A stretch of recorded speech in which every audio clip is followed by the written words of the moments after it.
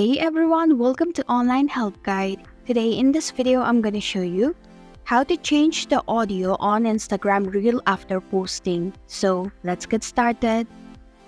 Begin by opening your Instagram application.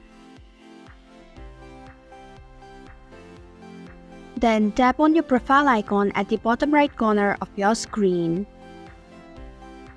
Tap on the reel that you want to change the audio. Now tap on the three vertical dots. Tap on the edit option. As you can see, there are many options, but there is no option to change the audio. So in order to do that, you can delete this reel and post it using another audio. And that is how you can change the audio on Instagram Reel after posting. Thanks for watching Online Help Guide. If you like this video, hit the like button and drop a comment with any questions or feedback. If you are new, subscribe and click the bell icon to stay updated on our future videos.